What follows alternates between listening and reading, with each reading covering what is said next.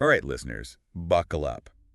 Today we're going way back to 7th century Frankish royalty. It's going to be a Ooh, wild ride. I love it. We're focusing on King Sigebert and his dramatic family, to say the least. Yeah. And our main source for all this juicy history, a document called Analects on King Sigebert. Quite the title. Right. So we're going to be untangling some threads here, folks. Definitely some threads. We're talking family drama, exile, power struggles, Oh, yeah. and of course, monasteries. Yeah. Lots and lots of monasteries. King Sigebert really loved his monasteries. Seem to. This document, it describes Sigebert as having remarkable innocence, Mm. and it emphasizes his huge generosity towards religious orders. He was definitely a pious king. At least 20 monasteries are credited to him, either founding them or supporting them. Some say even more. Right, which makes you wonder, was all this monastery building purely out of religious zeal? That's a great question. Or was there maybe a little strategic political thinking going on? Well, let's not forget, Yeah. monasteries back then weren't just places to pray. Right, not just monks chanting in a corner. They were major players in politics and society. Oh yeah, power centers. Exactly. So when a king like Sigebert starts founding monasteries all over his kingdom, It makes you think, it does raise some eyebrows. like he's using religion to solidify his power. Potentially. I mean, think about it. Yeah. Monasteries, they controlled land, Uh-huh. they had resources, Oh yeah, they could influence trade, and even settle disputes. that's like a 7th century power move. Right. Build a monastery, gain influence, expand your reach. Clever. And let's not forget, they were also centers of learning. True. Monks were often very educated. They were the scholars of the time. Exactly, so they could act as advisors to the king. Almost like a personal think tank. In a way, yes. Okay, so maybe Sigebert was more than just a simple pious king. Maybe the Analects certainly highlight his piety, They too. but it's hard to ignore the political motivations as well. Right, probably a mix of both. Likely, just like with most historical figures. True, true. Now, speaking of political maneuvering, Oh boy, here we go. Sigbert's son, Dagobert. Now that's a story. His life reads like a Shakespearean drama, I'm telling you. It does. Sent into exile as a child, robbed of his throne. It's heartbreaking. Seriously, it's brutal. Yeah. And the Analects suggest he was super young when it happened. 8 or 10 years old, that's what they say. Can you imagine that?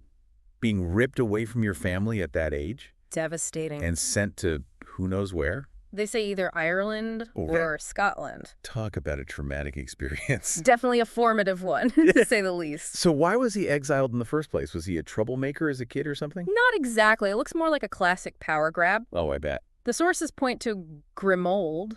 Grimold. He was the mayor of the palace at the time. Ah, the mayor of the palace. Now, for those who don't know. It wasn't just managing the king's household. Right. This was a powerful position. Basically, the power behind the throne. Exactly. Controlling the army, making major decisions, pulling the strings. So Grimold, he was basically calling the shots.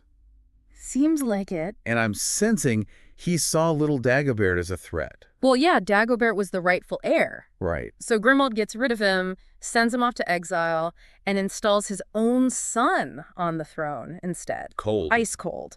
And to make things even worse. Oh, there's more? Yeah, he even spreads a rumor that Dagobert died. Oh, come on. Talk about adding insult to injury. Seriously. Yeah. Poor Dagobert.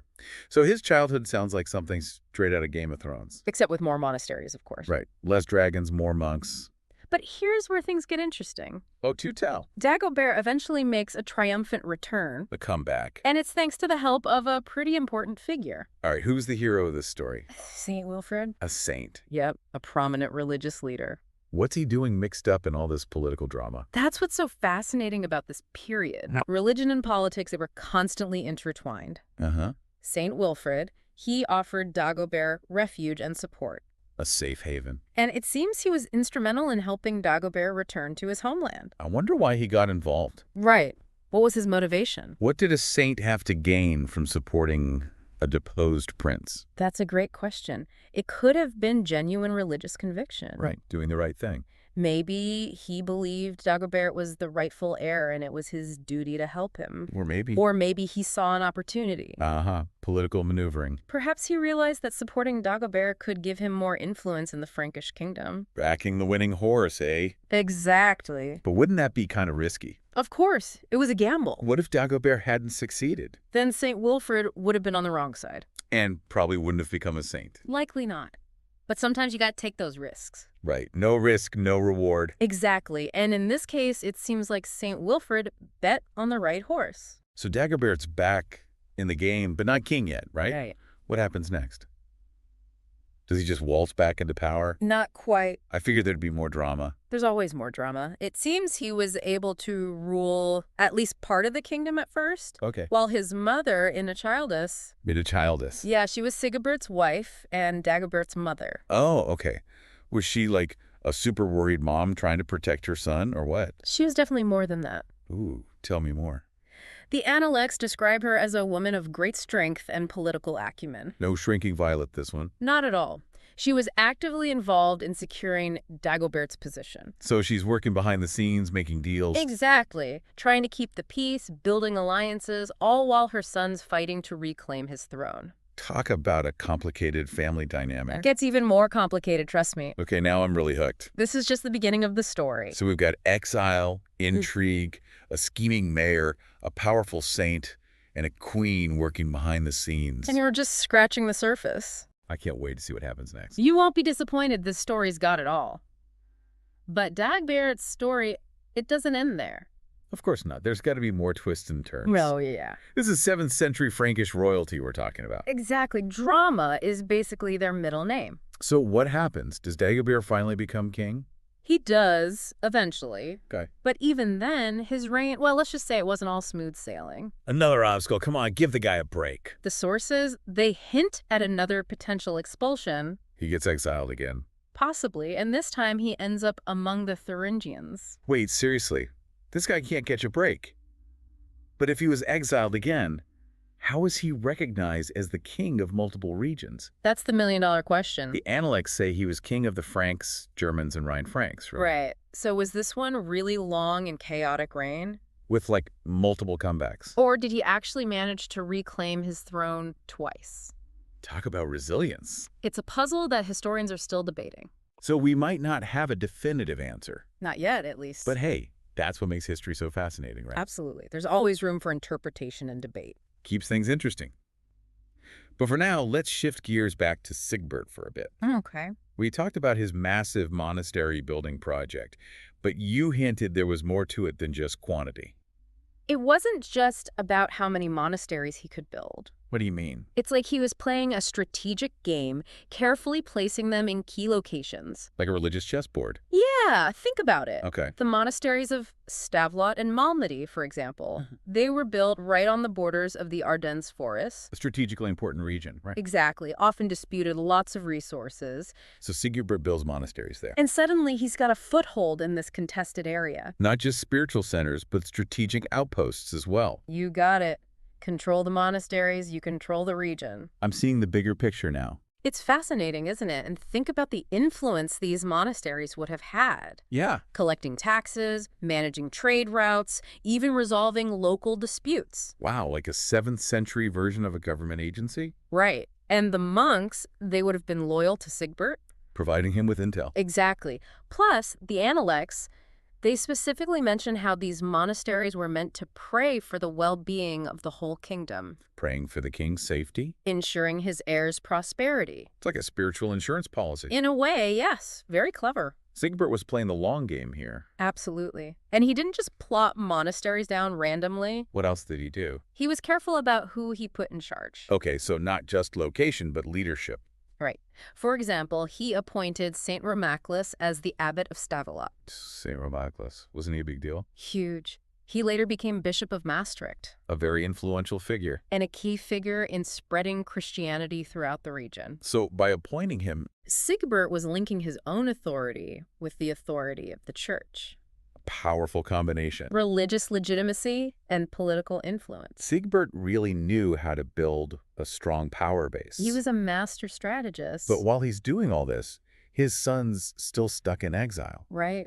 Poor Dagobert. We talked about St. Wilfrid helping him come back. A real turning point in the story. But I'm still wondering what motivated St. Wilfrid. It's a good question. Like, why risk it all for a deposed prince? Well, as we discussed before. Yeah. It could have been a mix of things. A little bit of religious duty, a little bit of political ambition. Maybe, who knows? Maybe he genuinely believed in Dagobert's right to rule. Or maybe he saw an opportunity to gain influence. It's politics. Everyone's got an angle. True that. But it definitely paid off for him in the end. It did. Dagobert regains part of his kingdom. And how does he thank St. Wilfrid? He offers him a bishopric. A powerful position within the church. A pretty sweet reward. So St. Wilfrid gets power, Dagobert gets a valuable ally. Everyone wins. Well, almost everyone. We can't forget about Imda Childis, Dagobert's mother. the one who kept things from falling apart while he was in exile. She really was the glue that held everything together. What did the Analects say about her? They talk about how she secured part of the kingdom for Dagobert, Basically carving out a power base for him? while also trying to maintain peace with the usurper. Talk about a balancing act. She was a skilled diplomat and negotiator. And to think, she was doing all this while dealing with the stress of her son being exiled? It's incredible, isn't it? She was a remarkable woman, And her story doesn't end there. really. What else do we know about her? Well, it seems she continued to wield influence even after Dagobert returned and became king. She didn't just fade into the background. No, not at all. There's even a diploma that she signed jointly with Dagobert and his wife. So she was still a major player in the political game. Definitely not just a figurehead. It's amazing to think about how much power she had in a time when women were often sidelined. She was definitely ahead of her time. She makes you wonder how much we're missing by not knowing more about the women who shaped history. Absolutely. They were there, making a difference, even if their stories weren't always recorded. Imda Childis is a prime example of that. A true power player. But, okay, let's not lose sight of Sigebert completely. Right, back to the monastery king. We've talked about his strategic monastery placements, the political drama with his family. It's a lot to unpack. But there's one more thing I'm curious about. What's that? This whole mysterious monastery at Metz. Ah, yes, the lost monastery. It's mentioned in the Analects that Sigebert built it. But that it was later destroyed. And that's all we get. Frustrating, isn't it? So no clues about why it was special. No mention of its size, dedication, or anything like that. And why was it destroyed? Was it a Viking raid or something? The sources are silent on that, too. It's like a piece of the puzzle is missing. It's a real head-scratcher. So how do we even approach a mystery like this? Well, we got to do some detective work. Sounds fun. We need to look at other sources from this period. Like what? Chronicles, letters, maybe even archaeological evidence. Ah, so we're looking for any little scraps of information that might shed light on this lost monastery. Exactly. It's like an archaeological dig, but for historical information. I love that. So we might not have all the answers about this monastery, Not yet. but we do know that Sigebert's love for monasteries lived on, especially through his daughters. Absolutely. St. Armina and Adela? They followed in their father's footsteps. Founding monasteries of their own. Like father, like daughters. They embraced his piety and dedication to religious life. It's amazing how his influence extended beyond just politics. He was shaping the religious landscape, not just through his own actions, but through his children as well. Do we know if he encouraged them to follow this path? We can only speculate. Right, but it's interesting to think about, did he see their involvement in religious life as a way to extend his influence even further? It's possible, or maybe he was genuinely supportive of their spiritual aspirations. Or maybe, as always, a little bit of both. Right, human motivations are rarely simple. Especially in the world of politics and religion. It's all interconnected. Speaking of interconnected, there's one more piece of Sigebert's legacy we need to talk about. Oh, yeah. His great-grandson, St. Gregory of Utrecht. Ah, yes, another fascinating figure. And his connection to St. Boniface. It's pretty remarkable. The apostle of the Germans. The one who played such a huge role in spreading Christianity throughout Europe. Exactly. He traveled extensively, converting people, establishing churches, building monasteries. So Sigebert's great-grandson was working alongside one of the most important figures in the spread of Christianity. It's amazing how these historical threads weave together. Like a ripple effect, starting with Sigebert's monastery. And then extending through his daughters and even his great-grandson. Ultimately contributing to this massive religious and cultural transformation in Europe. It's incredible to think about the long-term impact of one person's life. Makes you realize that history is not just a collection of random events. It's a web of interconnected lives and choices. And even seemingly small actions can have consequences that echo through the centuries. It's a humbling thought, isn't it? And kind of inspiring, too, knowing that our choices today could have a lasting impact. Absolutely. We're all part of this grand narrative of history, whether we realize it or not. Well, now I'm feeling all philosophical. Me too. But I think we need to take a step back for a moment and gather our thoughts. Okay, good idea. We've covered a lot of ground today. Exile, intrigue, power struggles, monasteries, saints. And we still have so much to discuss. Like St. Gregory and his connection to St. Boniface. There's a lot more to unpack. Looks like we have a lot more to dive into in the final part of our deep dive. I can't wait. Okay, deep breath, everyone. We're back. Time to wrap up our deep dive into the world of King Sigebert, his family, and all those monasteries. It's been a whirlwind, hasn't it? Oh yeah, political intrigue, religious fervor, and we even stumbled upon a historical mystery along the way. That lost monastery. Right. So much to unpack. But it all comes back to Sigebert, doesn't it? It really does. We've got to figure out, this guy, was he a master manipulator? Or a genuinely pious king who just, I don't know, really loved monasteries? Maybe a little of both. Yeah, that's what I'm thinking. And, speaking of monasteries, Always back to the monasteries. I want to dig a little deeper into their significance. Okay. Because we tend to think of them as places of quiet contemplation. Right. Monks, chanting, copying manuscripts. Peaceful, secluded. But it seems like they played a much bigger role back then. Oh, yeah. You mentioned they were like centers of learning and economic activity. And don't forget about their social and political influence. It's like they were multi-purpose community centers. Yeah, with monks. That's a pretty unique combo. They often had libraries, places where they copied and preserved ancient texts. Protecting knowledge. Exactly, and they were involved in agriculture, trade, even crafts. Wow, so Sigebert wasn't just spreading religious influence. He was also boosting his kingdom's intellectual and economic development. A clever strategy? And let's not forget the social impact. You mentioned that before. Monasteries were often involved in resolving disputes, Peacemakers? provided refuge for the poor and sick, Like a safety net. and even acted as centers for diplomacy and cultural exchange.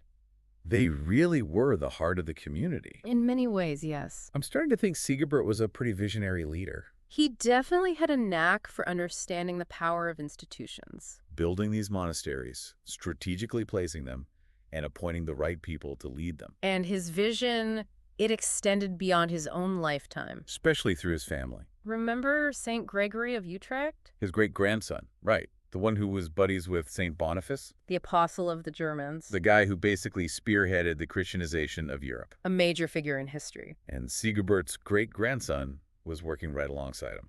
Pretty cool connection, huh?